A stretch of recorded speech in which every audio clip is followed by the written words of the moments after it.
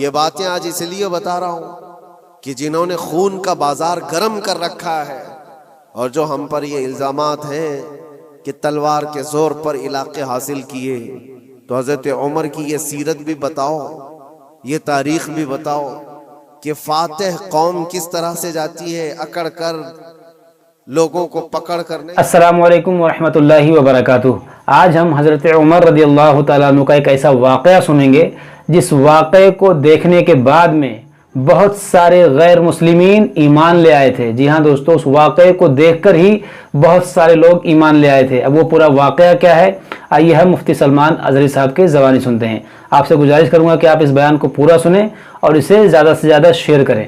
तो आइए हम इस बयान को सुनते हैं। बीत गया, हजरत उमर फारूक रज़ियल्लाहु ताला अन्हु का ज़माना आया। जब हजरत उमर फारूक का ज़माना आया तो इस्लामी सल्तनत की सरहदें बहुत दूर दूर तक फैल गईं। मिस्र फतह हो गया, ईरान फतह हो गया, रोम फतह हो गया, बहुत सारे इलाके फतह होकर इस्लाम में दाखिल हुए।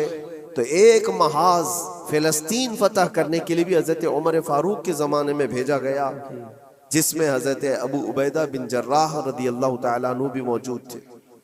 और वो इस्लामी लश्कर जब गया तो फिलिस्तीन को उन लोगों ने फतह किया। फिलिस्तीन जब फतह हुआ, बैतुल मुक़द्दस जब हासिल किया गया, वो भी तारीख बड़ी अजीम है मेरे अजीज़ों। वहाँ उस वक्त ईसाइयों का गलबा था, यहूदियों को निकाल कर फेंक दिया गया, मार दिया गया, जैसे भी इनके हर बार होते थे। जब इनका गलबा आए तो उनको मारे, उनका गलबा आए तो इनको मारे, ये जंगें चलती थी। फिर जब इस्लाम आया तो उस जमाने में ईसाइयों का वहाँ गलबा था, उन्होंने हवाले कर दिया बैतुल मुक़द्दस को, मस्जिद अक़सा को हवाले किया। तो ये बहुत बड़ी खुशी की बात थी। तो उस वक्त वहाँ मौजूद सहाबा ने हजरत उमर फारूक रदियल्लाहु ताला अन्हु को खत लिखा कि आप तशरीफ लाएं कि बैतुल मुक़द्दस फतह हो चुका है। और ये मुसलमानों के लिए एक बहुत बड़ी बशारत थी, बहुत बड़ी अजीम खुशखबरी थी। और सब इंतजार में थे कि अमीरुल मोमिनीन आएंगे तो उनके जरिए से यहाँ पर नमाज अदा की जाएगी। हजरत उमर ने खबर पाते ही सफर शुरू फरमाया था, लेकिन वो किस हाल में सफर किया तारीख में मौजूद है। वक्त का अमीरुल मोमिनीन जिसने महाज पे महाज छेड़ रखे थे और बड़े बड़ी सल्तनतों को जेर कर दिया था, लेकिन बैतुल मुक़द्दस के फतह होने की खबर पाकर जब जाना था तो बहुत लाव लश्कर लेकर के नहीं निकले, अपने एक गुलाम और एक घोड़े के साथ निकले थे मदीने तैयबा से। और वो भी इस हाल में निकले थे कि गुलाम से तय कर लिया था कि 1 मील मैं उस पर बैठूंगा, तू चलेगा, और 1 मील तू बैठेगा और मैं उस रस्सी पकड़कर चलूंगा। ये दोनों में तय हो चुका था। इस तरह से अमीरुल मोमिनीन सफर करते हुए फिलिस्तीन पहुंचे थे, बैतुल मुक़द्दस पहुंचे थे। हजरत उमर फारूक रदियल्लाहु ताला अन्हु, ये बातें आज इसलिए बता रहा हूँ कि जिन्होंने खून का बाजार गर्म कर रखा है और जो हम पर ये इल्जामात हैं कि तलवार के जोर पर इलाके हासिल किए, तो हजरत उमर की ये सीरत भी बताओ, ये तारीख भी बताओ कि फातिह कौम किस तरह से जाती है अकड़ कर लोगों को पकड़ कर नहीं। हजरत उमर जब बैतुल मुक़द्दस के फतह के बाद फिलिस्तीन आ रहे थे, खबर मशहूर हो गई, ईसाई भी मुसलमान भी जो वहाँ मौजूद थे सब लोग अमीरुल मोमिनीन को देखने के लिए बाहर निकले थे। इत्तेफाक ऐसा था कि फिलिस्तीन जब करीब था तो सवारी पर बैठने की बारी गुलाम की थी, हजरत उमर की बारी रस्सी पकड़ने की थी। वो रस्सी पकड़ करके वहाँ करीब पहुंचे तो लोगों ने ये सोचा जो सवारी पर बैठा है वो अमीरुल मोमिनीन है। लोग सब उसके पीछे दौड़ने लगे। तो वहाँ मौजूद सहाबी रसूल हज़रत अबू उबैदा ने कहा, ऐ लोगो, तुम गलत फहमी में हो, सवारी पर बैठा हुआ अमीरुल मोमिनीन नहीं, घोड़े की रस्सी पकड़ा हुआ वो अमीरुल मोमिनीन, वो तो गुलाम है उनका। लोगों ने पूछा ऐसा कैसे हो सकता है, तुम्हारा इतना बड़ा अजीम बादशाह, इतना बड़ा सुल्तान, वो रस्सी पकड़ कर चल रहा हो, कोई गुलाम बैठा हो? कहा यही तो इस्लाम का आदल है, फारूक आजम का आदल है।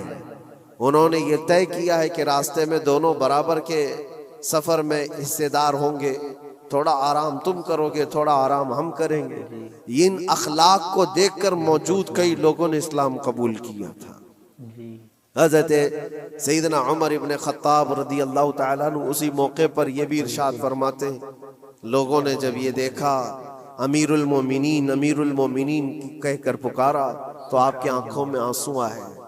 फतह बैतुल मुक़द्दस के मौके पर मेरे अजीजों, हो सकता है किसी का सीना चौड़ा हो जाए कि बैतुल मुक़द्दस फतह कर लिया है, अब हमने मुसलमानों का क़िबला अव्वल वापस आ गया है।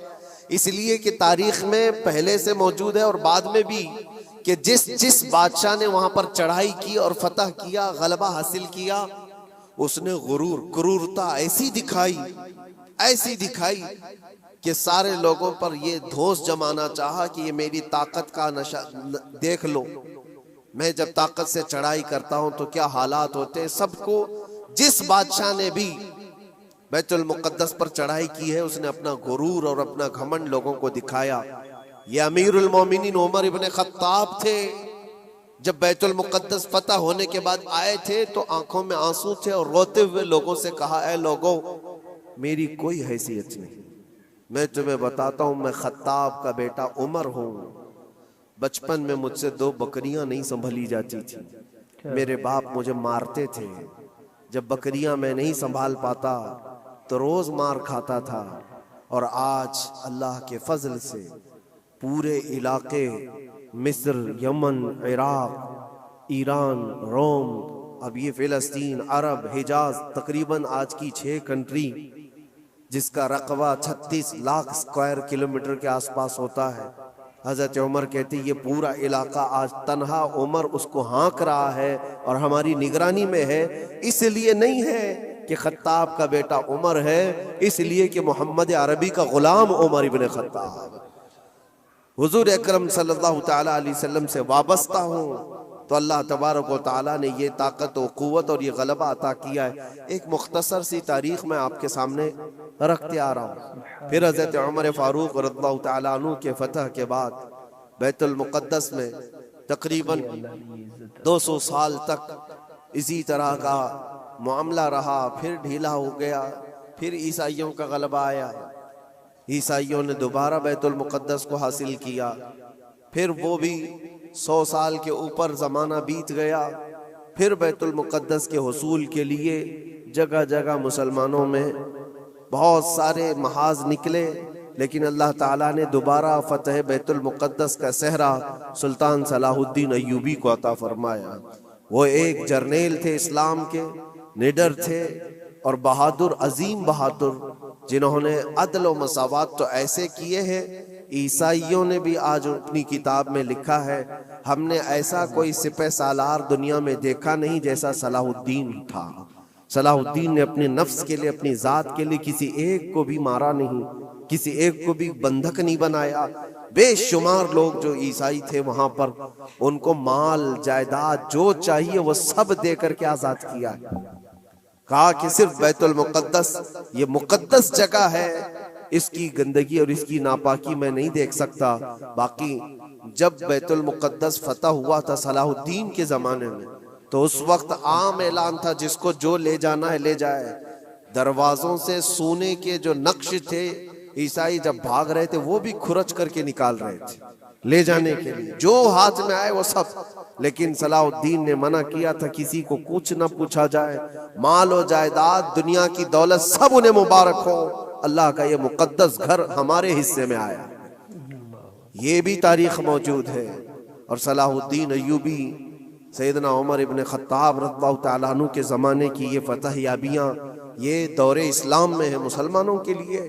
आप लोगों ने इस पूरे बयान को सुना तो देखा मेरे भाइयों, ये है हमारा मजहब इस्लाम।